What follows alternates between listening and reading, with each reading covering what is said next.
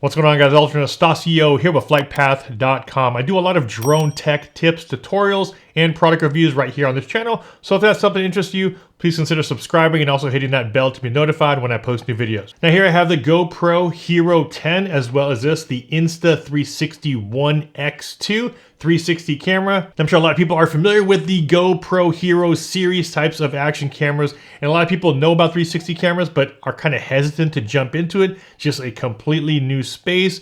But at the same time, these cross over in so many ways. In this video, I want to talk to you about some of the big differences and main reasons why you might want to look into getting a 360 camera. Now, something to note, Insta360 is sponsoring this video and they did send me this X2 camera. However, everything in this video is going to be my opinion, the goods and the bads on both cameras. But for your guys' benefit, because they actually sent me an extra one, I'm actually going to be giving this one away, the one I just used for this review. I'll be giving this one away to one of you. Now, for the past week, I actually took some time off and went out with the family to Denver, Colorado. We went to Breckenridge. If you guys haven't been there, it's absolutely gorgeous place.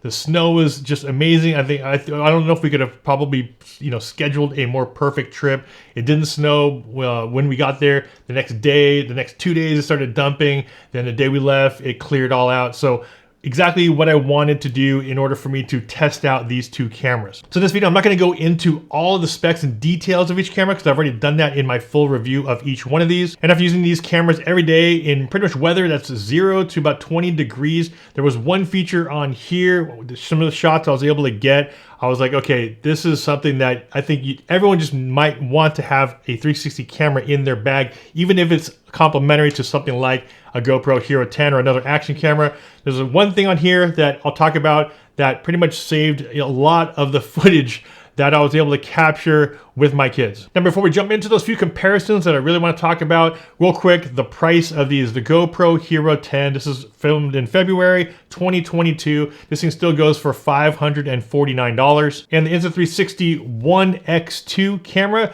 goes for $429. Now, this week when I went snowboarding, I did want to use both these cameras to pretty much document everything I did. So whether it's just standard vlogging, or when I was out there snowboarding, putting it on my helmet, going snowmobiling, I wanted to exclusively try to use these action cameras just to see how much footage I can capture, and also what were the biggest differences, some of the user experience things that I was running into that were either slowing me down or speeding me up. So let's talk about that right now. Now, the first thing I'll normally do when I'm out there using these cameras is kind of at least talk to the camera in vlog mode just to set up the shot. Now, you do have the front screens on both, so it makes it easy to just look at yourself and vlog. And same with the GoPro, you have the front and back screen. The one advantage that the GoPro does have over the X2 is that higher resolution when you're in this mode. When you're shooting with the GoPro, you do have that higher resolution, the 4K and the 5K resolution when you're in this mode. Here, if you switch it to that 180 view and you're in that vlog mode, you do bring it down to 1440. So as far as video resolution, of course, it will go to the GoPro if you're using it for that vlog style. When it came down to actually filming the sport, when it came down to filming snowboarding or actual snowmobiling, or when they went down their sleds, it was way easier to just hand this to them, hit record, put it in 360 mode, and they can pretty much just hold this camera whichever way it's pointed, and you know you're gonna capture pretty much everything and not have to worry about framing. When I went sledding with the kids, all I had to do is hit record, give this to them, and they can point it whichever way they want. I just told them to hold it straight ahead. Now, that's something that's going to be very hard for them to do with something like this, and make sure that they're still in the shot because you don't have that wider field of view as you would with a 360 camera. One thing I did notice too with the GoPro when I was using it, even though I'm using the super view, the widest view, you actually have to hold the stick at certain angles. So when I was in front of me like this and trying to frame myself, I wasn't necessarily able to get me in the shot because of the way the angle of the stick is. You'd have to either throw it in your other hand because of the camera lineup. And if I'm shooting from the side or the back, you always have to kind of make sure that your hand is twisted a little bit more so that you're able to frame yourself as far as the thirds go. So you don't want to just hold it straight out like this. You kind of want to hold it and turn your arm this way so that you can make sure you're on that left side of the screen.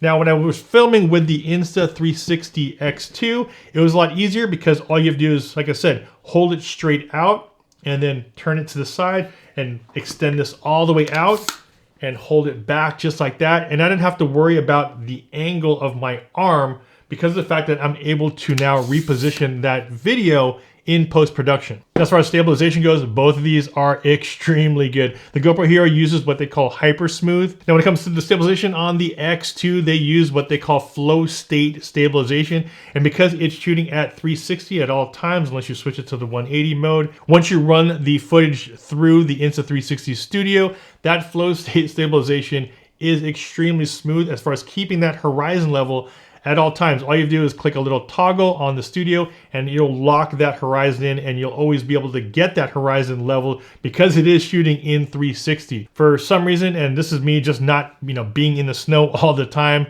and majority of you guys might not as well. It might be you're buying this camera because you're going to the snow. But when I was out there and it was freezing temperatures, and like I said, anywhere between 0 to 5 degrees while I was at the top of the mountain because of wind chill, it would keep freezing up by not even turning on, or if it did turn on, it would only record for about 15-20 seconds at a time and then automatically shut off. Now I'm not 100% sure if it was just the temperature. I'm assuming it was, because when I would switch out the battery, I would put a new one in there and it'll be nice and warm. It would record fine, and then like after 5 or 10 minutes, it would then start freezing up by either not turning on, or it would just start recording small clips, 10, 15, 20 seconds long, and then automatically shut off. And that's something really hard to manage, because if you have it on your helmet, you can't keep it warm. I was only able to keep certain batteries in my pocket warm, but once you put it in the camera, once you're holding it out there, it's exposed to the elements, and then the battery would just start either depleting a lot faster, or just wouldn't record longer clips than 10 or 15 seconds. But for some reason, Insta360 battery held through pretty much all the time. There was only 1 or 2 times where I'd have to click the power button a couple times for it to kind of get going. But once it did, it powered on. I was able to shoot through multiple runs, 5, 6, 7 minutes at a time, and it did not shut off. I was out there when I went snowmobiling and trying to use the GoPro on my helmet. Wouldn't work. I would only get 10, 15 seconds. I'd have to actually pull this one out, hit record, and I was able to record for minutes at a time with the Insta360 X2 without it shutting off. Now, as far as durability of both these cameras, happy to say that they've all taken a beating. However, I'm gonna have to give that, of course, to the GoPro Hero 10, mainly because of this right here, this removable lens, something you just almost cannot avoid, or at least as far as most action cameras, 360 action cameras, you can't avoid the issue with this glass sticking out. Now, as you can see, I'm always using this right here, this little rubber cap that I put on the top of it from Insta360. But that's one thing that you almost can't avoid unless Insta360 or other 360 cameras can start implementing a way to use a high quality glass and plastic like this that you're able to remove. I actually did take a big tumble, and of course, while shooting 360, I captured that fall on camera, but luckily enough, it was in the snow, so no issues as far as breaking the lens. Now, the final thing I want to talk about with the X2, and probably the main reason why you're going to always want to have a 360 camera in your bag, is that when you do have this out there recording, it's shooting everything. And the great thing is you can reposition, reframe your shot after the fact. Now, why is that such a big deal? And how does that really affect me? Well, when I was out there snowboarding, and I actually went out, with my kids, they actually were there skiing. And we pretty much only had one run because they had lessons, and we were only able to get one more run in. Now, the crazy thing about this is that while I was out there filming, there was 2 of them and only 1 of me. I was able to put this camera out long and film both of them at the same time. And that's crazy, because to think one kid was behind me and one kid was right next to me or in front of me. And all I had to do is actually have this one camera out. And what's great about reframing later is that while I was holding the camera out, I did one video pass only focusing on my daughter, who was on this side of the camera. And then I exported that out. And then I shot a separate video, or edited a separate video, while filming my son, or focusing on my son in the studio. So I was able to get multiple shots from the one camera, so I didn't miss anything. Where here, if I was shooting my daughter, I'd be missing my son, and if I shot my son, I'd be missing my daughter. So that was one of the biggest things that if I had a regular action camera, I would have missed pretty much half that story. This was huge too when I was out there snowmobiling with my son. Like I mentioned, the footage kept stopping. I was only able to record 10, 20 seconds at a time. But with this, I was able to film for a few minutes. And what's great is that I was able to either have my son hold the camera, or I was able to hold it with my handlebars. And with that one shot, I'm able to get a top-down shot. I'm able to turn the camera back around towards me, export out another shot of me and my son, and then also another shot of the trees and the scenery, all from one piece of footage. I'm able to export out 3, 4 types of different angles just from that one shot. I think for me, that was the biggest deal because like I said, sometimes you only have the opportunity to shoot it once. And if you're not perfectly framed in the shot, you might cut off your head, you might shoot too far down. With something like a 360 camera, you're pretty much shooting everything. And later in Insta360 Studio, you are now able to move that camera around, reposition it, and re-export out all of those individual clips just from that one piece of footage. And there it is, guys. Just want to talk to you about my experience of using these almost exclusively this week in the snow, the Insta360 One X2, as well as the GoPro Hero 10. Both these cameras, of course, are extremely good. Quality is superb on both of them. And I don't necessarily think that there's going to be one better than the other, or you have to have one or the other. I think this depends on the use case, who's using it. How familiar are you with these types of cameras? And are you willing to also put in a little bit extra time in with something like the X2 by using Insta360 Studio to reframe? Those are some of the things that you're going to think about.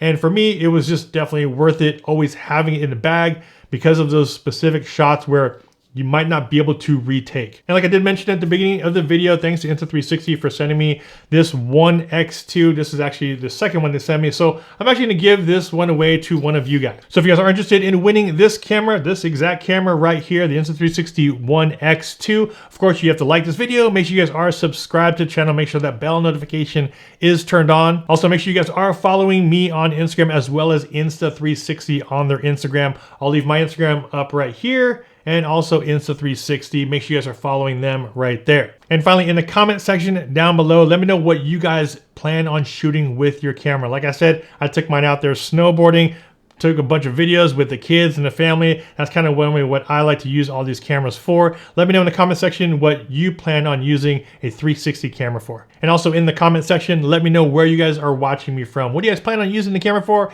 And where are you watching me from? I'll be picking a random comment winner within the first 48 hours of this video going live. And that's the reason why you're gonna wanna have that notification bell turned on, because when I do have videos and sometimes when I have giveaways, I will normally always make them time sensitive within the first 24 to 48 hours of a video going live. Also, when I do pick a random comment winner, I'll be pinning it in the comment section at the very top. So please, if somebody does reply to you, do not fall for any of the scammers out there that are using my profile picture and they're asking you to send them money through WhatsApp or some of the other, platforms out there. Those are all scams. Please actually report them to YouTube. But most importantly, do not send anybody money. I will contact the winner directly through your YouTube page. But also, of course, like I said, I will be pinning it to the top of the comments section. Once again, thanks to Insta360 for sponsoring the video and sending me this X2, which I'm gonna give out to one of you guys. Of course, if you guys got some value from this video, a big like would be much appreciated. Also, don't forget to subscribe, hit that bell to be notified when I post new videos. This is Insta360 with FlytPath.com. I'll see you guys next video. Take care.